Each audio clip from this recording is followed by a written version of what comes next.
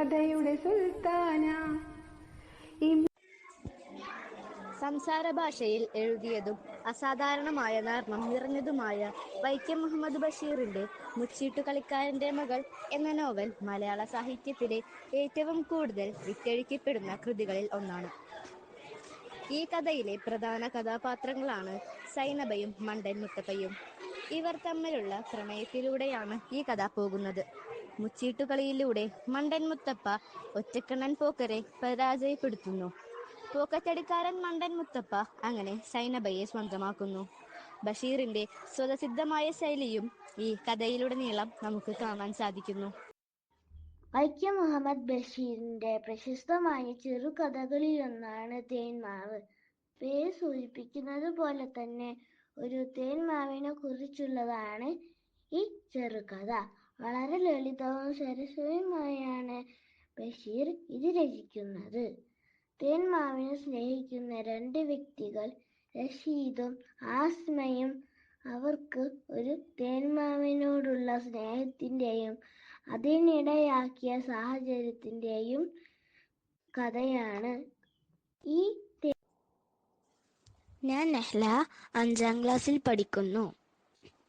വൈക്കം മുഹമ്മദ് ബഷീറിന്റെ പ്രസിദ്ധമായ ആക്ഷേപ ഹാസ്യ നോവലായ സ്ഥലത്തെ പ്രധാന ദിവ്യനിലെ ഒരു മുഖ്യ കഥാപാത്രമാണ് എട്ടുകാലി മമ്മൂഞ്ഞ്. ആരെന്ത് പറഞ്ഞാലും ചെയ്തു കൊടുക്കുന്ന പരോപകാരിയാണ് എട്ടുകാലി മമ്മൂഞ്ഞ്.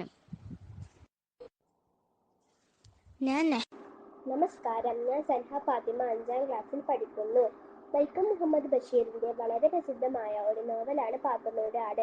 1959 പ്രസിദ്ധീകരിച്ച ഈ നോവലിന് പെണ്ണുങ്ങളുടെ ബുദ്ധി എന്നൊരു പേരും കഥാകൃത്ത് കൊടുത്തിട്ടുണ്ട്. ഇതിലെ കഥാപാത്രങ്ങൾ എല്ലാം അദ്ദേഹത്തിന്റെ കുടുംബത്തിലെ അംഗങ്ങളാണ്. കഥയിലെ ആട് കഥാകൃത്തിന്റെ സഹോദരി പാത്തുമ്മ. നമസ്കാരം, ഞാൻ ഫാത്തിമ സഹദിയ, 5ാം ക്ലാസ്സിൽ പഠിക്കുന്നു.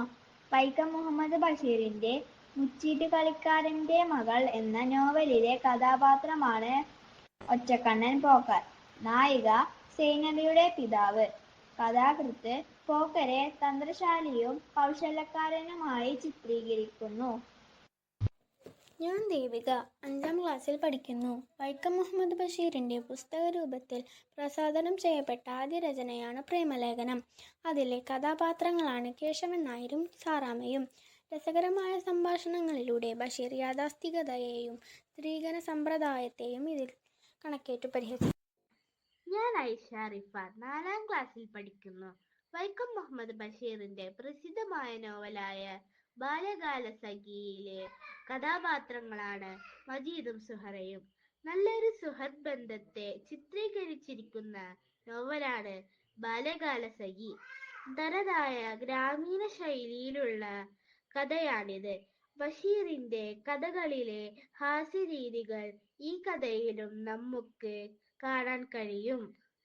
ഞാൻ അനിരുദ്ധ്, 4ാം ക്ലാസ്സിൽ പഠിക്കുന്നു. വൈക്കം മുഹമ്മദ് ബഷീറിന്റെ പ്രശസ്ത ചെറുകഥയായ എൻ്റെ ഉപ്പൂപ്പയ്ക്കൊരാനുണ്ടായിരുന്നു. അതിലെ കഥാപാത്രമാണ് കുഞ്ഞിപ്പാത്തുമ്മ. കുഞ്ഞിപ്പാത്തുമ്മയുടെ നിഷ്കളങ്കമായ സ്വഭാവവും തനതായ ഗ്രാമീണ ശൈലിയും. ഞാൻ ഗൗരിക, 4ാം ക്ലാസ്സിൽ പഠിക്കുന്നു. വൈക്കം മുഹമ്മദ് ബഷീറിന്റെ പ്രസിദ്ധമായ ചെറുകഥയായ ഭൂമിയുടെ അവകാശികൾ എന്നതിലെ ഒരു രംഗമാണിത്. പ്രകൃതിയിൽ മനുഷ്യർക്ക് മാത്രമല്ല മറ്റു ജീവജാലങ്ങൾക്കും അവകാശമുണ്ടെന്നു ഓർമ്മിപ്പിക്കുന്ന രീതിയിൽ തനതായ ഗ്രാമീണ ശൈലിയും നമുക്ക് ഇതിൽ ദർശിക്കാൻ സാധിക്കും. ഞാൻ ആത്മിക, 4ാം ക്ലാസ്സിൽ പഠിക്കുന്നു. വൈക്കം മുഹമ്മദ് ബഷീറിന്റെ പ്രസിദ്ധമായ ചെറുകഥയായ വിശ്വവിഖ്യാതമായ മൂക്ക് എന്നതിലെ കഥാപാത്രമാണ് മൂക്കൻ.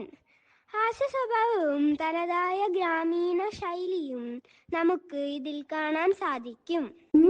വലിയൊരു സുൽത്താന, ലോകമറിഞ്ഞൊരു സുൽത്താന, ബേപ്പൂർ സുൽത്താന, ഒരു കഥയുടെ സുൽത്താന.